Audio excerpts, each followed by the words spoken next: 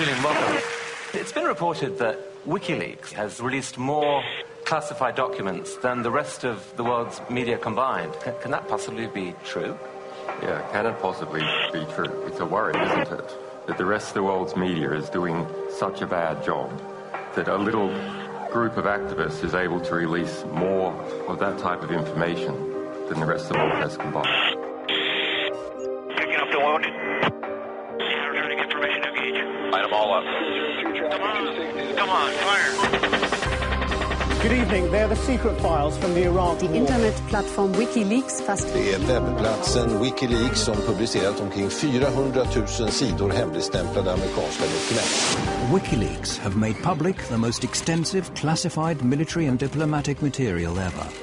What they've released is challenging and provoking governments with skeletons in their cupboards all over the world. We should condemn the disclosure of any classified information by individuals and organizations. The people who are in power will not give that power away freely. That is just unfortunately a fact of nature. The Defense Department demands that WikiLeaks return immediately all versions of documents obtained directly or indirectly from the Department of Defense databases or records. It's only now that the true story behind the development of this closed organization is coming to light. But while the world's discussing whether Assange is a rapist or a saint, WikiLeaks continue to pursue their own political agenda. Every release that we do of material has a second message, and that is we set examples. If you engage in immoral, in unjust behavior, it will be found out, it will be revealed, and you will suffer the consequences. What we have here is a new breed of rebel, IT guerrillas without a national base. Student digs, coffee bars and server rooms, these are their command and control centers spread all over the world, and the battle's already started. There's a general in charge of 120 Defense Intelligence Agency personnel targeting this institution and its products.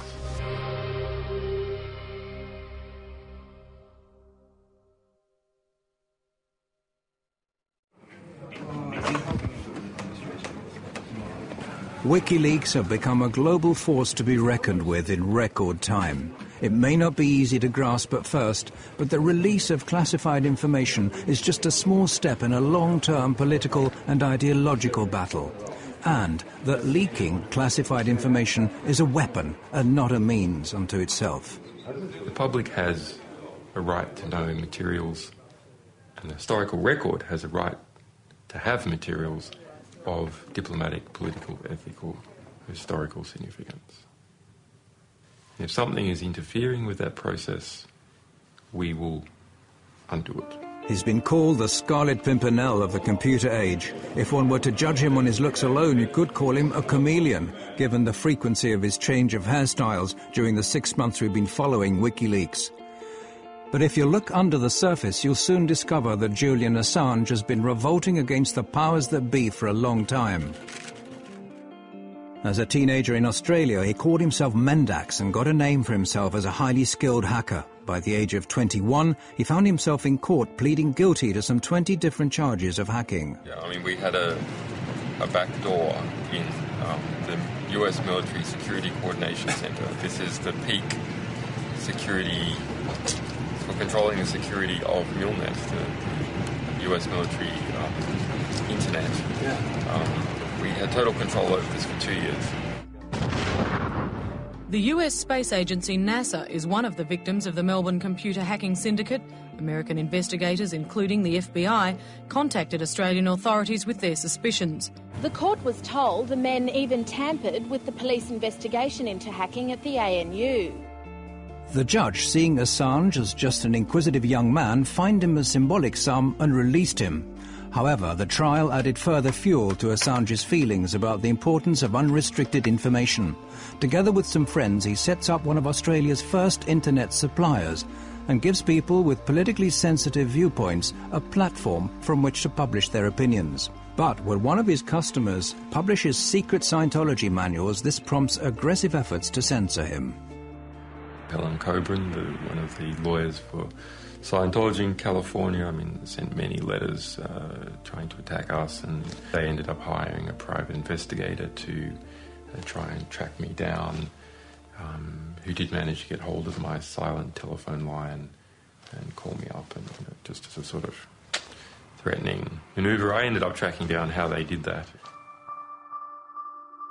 Those efforts to censor the site strengthen his conviction that something has to be done against those withholding important information from the public at large. What the problem was, there needed to be more actions that created positive reform effect. More actions that were just and corrective to injustice. Assange sees disclosures as a preventative instrument. It warns those involved in morally questionable or criminal acts that they'll be found out and will have to face consequences. I understood the significance of disclosures for quite some time. I mean, I registered leaks.org in 1999. In 2006, Assange and a group of like-minded people start building up a special internet service, Wikileaks.org, exclusively for people wishing to blow the whistle on abuse of power. His fellow conspirators comprised of hackers and mathematicians. They're located around the world and communicate via a restricted mailing list. From this platform, they start defining their thoughts of building up a worldwide movement to mass publicize classified information. They affirm that this is the most cost-effective political weapon and that they intend to place a new star on the political firmament of man. Any reform that is large-scale must be based upon information, because what else can spread other than viruses? Only information can spread and achieve large-scale reform. Inspired by Wikipedia, WikiLeaks distribute the leaked information to anonymous volunteers to check its authenticity and eliminate any traces of the sender's identity. It turns out that the majority of the general public has neither the time, interest or resources to analyze WikiLeaks material, but there are professionals to turn to. In 2006, we hoped that the general public would write analysis articles collaboratively. And not at all true. WikiLeaks come to the conclusion that media are the only channels that have the resources and motivation required to create a real impact. In 2007, WikiLeaks, in association with the British daily newspaper The Guardian, published evidence of former President Daniel Arap Moi having embezzled massive sums from Kenyan state funds. Shortly after that, they release a report about the Kenyan police's use of death patrols. This disclosure causes a great stir, but as an organization, WikiLeaks continue to remain unknown to the general public. However, the word spreads among activists far and wide on the net, eventually reaching the German Chaos Computer Club, the biggest and oldest club for hackers in the world. Well, I heard about it in late 2007 from a couple of friends. I started reading a bit more, but I started to understand the value of such a project to society. The politically engaged Chaos Computer Club has been fighting a long-term battle for free access to information. One of its members, Daniel Domscheit-Berry, is quick to recognize the common ground between his view of society and that of WikiLeaks. He quits his job as a computer consultant so as to devote all of his time to the new organization. The question is the attitude. What attitude do you have to society? Do you look at what there is and you accept that as God-given? Or do you see society as something where you identify a problem and then you find a creative solution for that problem? So it is a matter of, are you a spectator or are you actively participating in society?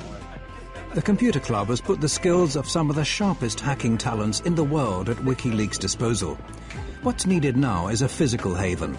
Hackers linked to the Swedish file-sharing site Pirate Bay have what they need: considerable technical skills in a place where freedom of speech is unusually free. A lot of the countries in today's world do not have really strong laws for the media anymore. But a few countries, like, for instance, Belgium, also the United States with the First Amendment, and especially, for example, Sweden, have very strong laws protecting the media and the work of investigative or general journalists. So from our perspective, this is something. If there are any Swedes here, you have to make sure that your country is really one of the strongholds of freedom of information. Sweden has a enviable, although far from perfect, record in protecting publications. It has a practical record within the past few years of protecting internet publications against censorship.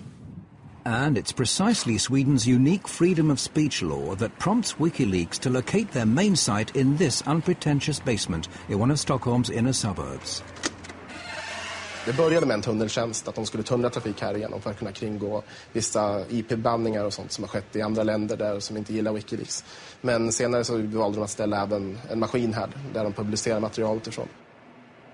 PRQ offer their customers total secrecy. Their systems prevent anyone from eavesdropping either WikiLeaks chat pages or finding out who sent what to who. Vi erbjuder dels anonymitetstjänster, så kallade VPN-tunnlar, där en klient från utsidan ansluter till våra maskiner som sen laddar ner den informationen de vill ha. Så om någon försöker spåra dem ifrån slutstationen, så att säga, där informationen kommer ifrån, så kommer de bara komma till våra maskiner. Och härifrån så lämnar inte vi ut några uppgifter om vem som hade det IP-numret vid det här tillfället.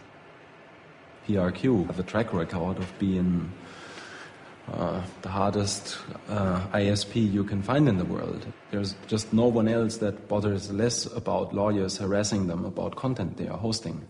And it's just the attitude that, let's say, works very well with what WikiLeaks was set out to do. Här är vår serverhall. One reason why WikiLeaks need PRQ is that their operations are protected by Sweden's strict freedom of expression laws.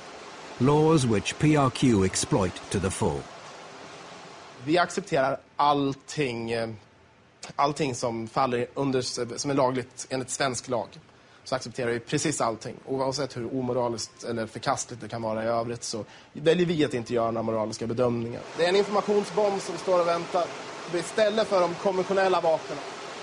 Och förhoppningsvis så kan den här informationen på något sätt stoppa några av de konventionella vapnen. Det är min förhoppning här. And we aren't talking about any old information. It's from these servers at PRQ that WikiLeaks has, for example, made public a manual from the United States Guantanamo Bay Detention Center. A military manual leaked on the internet is revealing details of the way terrorist suspects are being treated at the U.S. naval base at Guantanamo Bay in Cuba. It tells of the use of solitary confinement and humiliation to break down the detainees mentally. Human rights groups have for years been asking the US administration for access to this manual. If you censor important material of this type, we're not just going to criticize you. We're going to take the material that you tried to censor and we're going to spray it all over the world. And we're going to stick it in our archives in a way that's never going to disappear. And encourage everyone to get copies of it. WikiLeaks' battle against censorship knows no geographical frontiers.